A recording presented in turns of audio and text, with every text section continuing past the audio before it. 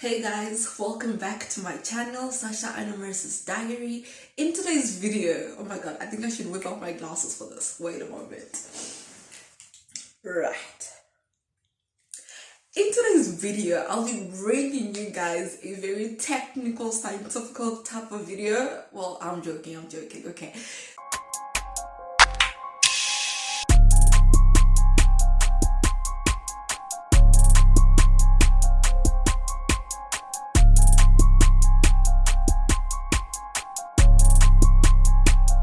Hey guys, welcome back to my channel. If you're new, please make sure you smash that subscribe button before you begin watching this video. Thank you so much for visiting my channel, for watching my video, for clicking on it, everything. So much love for pouring out from me to you right now. In today's video, I am bringing you guys the best vitamins for hair growth, vitamins and minerals to be exact.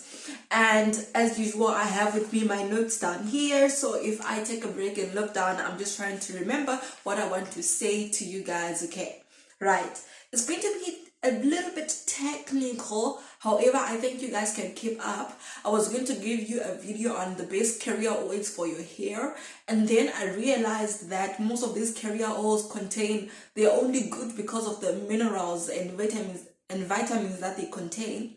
So it makes no sense for me to just tell you, oh, use coconut oil or use shea butter when you don't know why are you supposed to use that specific oil in comparison to a different oil, you know. So I thought, let me bring you this video first, and then next week we go into carrier oils and essential oils. Okay, right. So, and I really hope you stay tuned until the end. I'm just challenging you to learn more about your hair, and this is the start of a new series essentially, or maybe I started it last week when I went back to basics. Just so I challenge us to learn more about our hair above everything else. So let's get into the video. I've never been a scientist, and I'll probably said a couple of wrong things somewhere along the line, and please, to be honest, please do correct me in the comment section down below. Engage with me, help me understand more as well. First things first, I feel like it's very important for us to know what hair is, like what it's made up of. What is hair? Like, I feel like we always see hair and we're thinking, oh, that's hair, but do we really know what is hair? What is it made up of? Okay, so hair is a protein, basically, right? But it is a keratin protein, or like the type of protein that it is keratin, right? Or keratin, however it is called, right?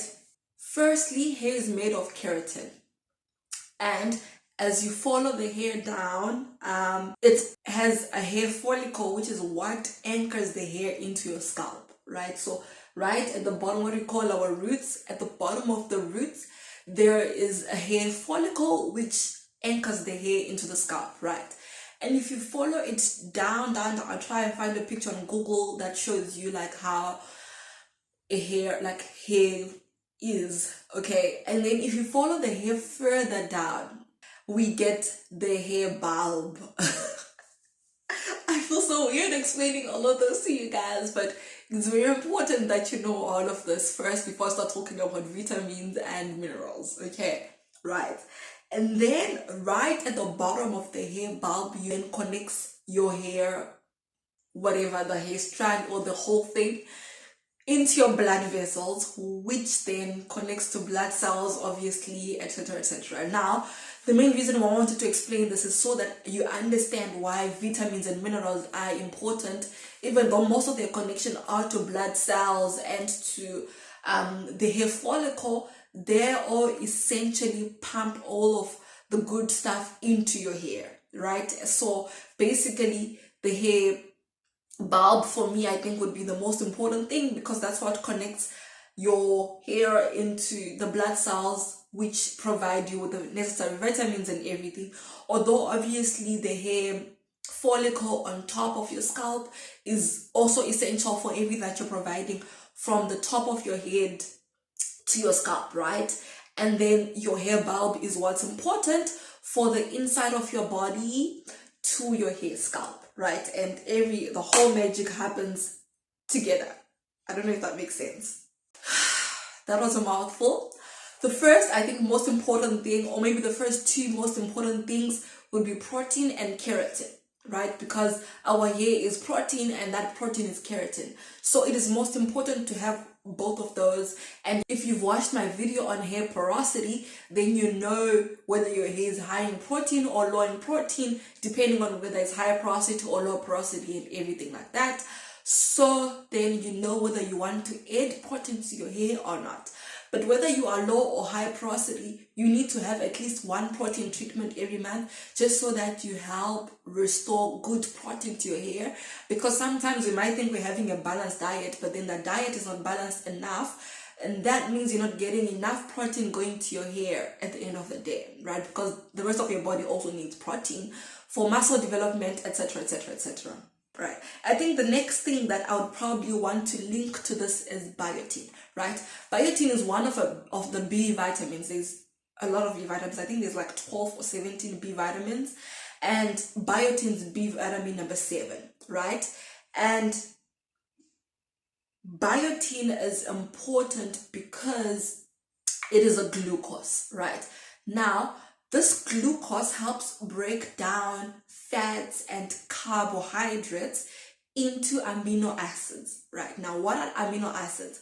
Amino acids are organic compounds that break down into protein. Now, we all know it all goes back to protein, and then protein goes into your cells and into your scalp and whatever, right?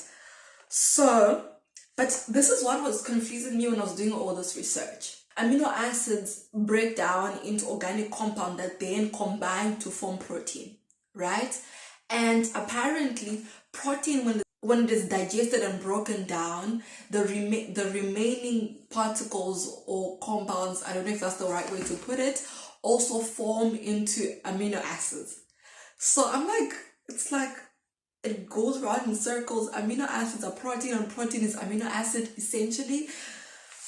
I don't know, maybe scientists can help me in the description, in the comment section down below, and try and explain this whole thing to me. But to be honest, amino acids and proteins have me pretty confused.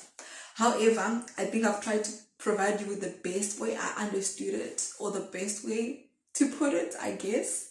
I only spoke about one B vitamin, which is biotin. Apparently, it's one of the most essential for hair growth because of how it breaks down the other vitamins and minerals into amino acids, essentially, which helps provide protein, right? But there are other B vitamins which essentially also help with accelerating or increasing the flow of oxygen into your hair follicles, and that will obviously help increase blood circulation on your scalp and everything. So they're also good for you, right? Now into vitamins. Vitamin A is used by cells to provide sebum, and sebum is natural oil that is there on your scalp. And obviously now this in turn helps to moisturize your scalp, like keep it naturally moisturized, which is why in an earlier video that I've done before, I've said when you wash your hair, do not use hot water, because you're washing away your natural minerals, your natural oils from your scalp, and all this comes from your sebum. So you want to make sure when you wash your hair, you wash it with lukewarm water so that you maintain that natural mineral, natural oil, whilst washing away all the bad stuff.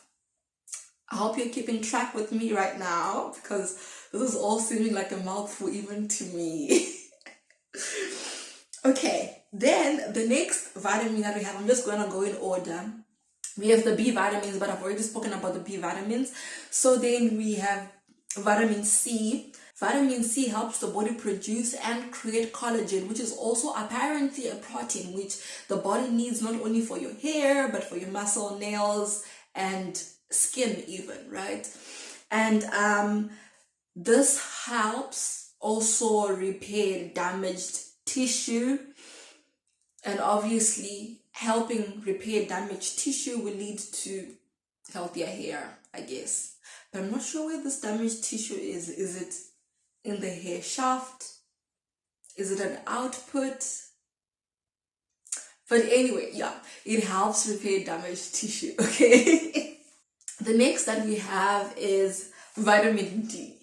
Now, you guys, I'm not too sure. Like, I've tried researching on this. The only reason, like, I'm literally shooting this video so late because I've been trying to wrap my head around vitamin D, and everything that I've looked up just says vitamin D is efficient because studies show that lack of vitamin D essentially people suffer hair loss and whatever. So we're not saying sit in the sun for 3 hours. No, just sit in the sun for about 10 minutes a day, or just have sunshine for 10 minutes a day or so. And it's not the only way you can get your vitamin D. You can get it through foods and stuff. However, vitamin D is also very, very important from what they say. I know for your skin you need vitamin D so that it helps your skin not to look dull and everything. It's almost like, you know, the process of plants and whatever. They need the sunshine to look good and healthy and whatever. And I think maybe it's also the same for us. But yeah, I don't know how people who live like in the Antarctica or in the Icelands do it, because they barely get any sun. But okay, I'm not complaining because I get enough sun. The last vitamin is vitamin E. Now, I think everybody knows about vitamin E. Like, vitamin E is an antioxidant. It being an antioxidant means that it helps repair broken down and helps also build that tissue up, right, in your body and in your cells and everything, right? When you apply it directly onto your scalp, or when it is found in products that you apply directly on your scalp, it helps reduce inflammation, which then increases blood flow circulation and boosts oxygen supply on your scalp, and it helps repair damaged hair. This whole science has me mad. It has me, I don't know you guys. I really hope you guys understand the essentials of all these vitamins, right? I think the most important thing is we need blood flow circulation. We need to repair damaged tissue, damaged hair follicle. We need to help with oxygenating our hair. Now I'm back to minerals again, right? So I spoke about protein and biotin. Well, biotin is like a vitamin, but yeah, okay. And the other mineral that you will need is iron. Now you're probably wondering, iron is for my bones. What has that got to do with anything? Remember, your scalp is also a bone. I'm just putting it out there. So it needs to be nice, good, and healthy. Otherwise, what are you doing? Apart from that, apart from iron being good for your body, for your bones, iron helps carry oxygen to cells, and we know oxygenating our cells helps with blood flow, circulation, and everything. I really hope doctors don't come at me with all this information I'm giving you guys. I'm not a medical student. Putting it up, disclaimer. I'm not a medical student. If I say anything wrong, I stand to be corrected. Please, I beg. Anyway, iron helps red blood cells carry oxygen to the rest of the cells. I don't even know if that makes sense, but that's what the internet said, okay? And essentially, when our cells are oxygenated and blood flow circulation is good, then we have good blood flow on our scalps, if that makes any sense. Okay, now the last vitamin that you need is zinc. Now, zinc plays a very important role because it helps with the growth of the hair tissue, and it also helps with the repair of the hair tissue. Now, the other thing that it also does, it keeps the oil glands, which, remember, provide us with natural oil and sebum for our scalps, right? So it keeps those oil glands on our scalp or around our follicles, which is essentially on our scalp. It keeps them healthy, it keeps it okay, it keeps it in a good state, I guess. That's mostly it. And I really hope you guys probably don't get why I do this video or anything, but you will understand when I start talking about food that is good for your hair, when I start talking about products that you need for your hair and carrier oils and essential oils and everything. All this comes into much more perspective and much more prospect and makes almost a lot of sense. So obviously maybe this is a new series or whatever, but this video continues next week, so make sure to stay tuned and get prepared to learn. I know today I probably challenged you to sit and watch all the science, and you're probably wondering what on earth is Sasha talking about, but it was important that we get this over and done with. Okay, right. I really hope you enjoyed this video, and I really hope it has challenged you to think more about the food that you eat, more about the composition of the food that you eat precisely, even the stuff that you put on your hair when you do your own DIYs. Are you still maintaining a balance in your vitamins and your minerals and everything else? I know for me personally, it has challenged me to think more about that and everything, and it was really a push out of my comfort zone. I think this was just for me to shake the system, or just to challenge us to learn more about our hair composition, more about the vitamins that we take. They're not only essential for our body, but it's also essential for our hair. Of course, our hair, our skin, our nails, and not only just the inside of our body, the organs and all that other stuff. Okay, right. Thank you so much for watching this video. If you haven't subscribed, please do subscribe and stay tuned for more videos to come. Make sure you follow me on my socials as well, even though I'm more engaging on Instagram. Please do make sure that you engage with me in the comment section down below. Thank you so much for watching this video. I really hope it was informative and challenging. Most importantly, the series continues next week. I'll be diving into carrier oils, essential oils, and yeah, much love from me, Sasha Annamercy. Take care.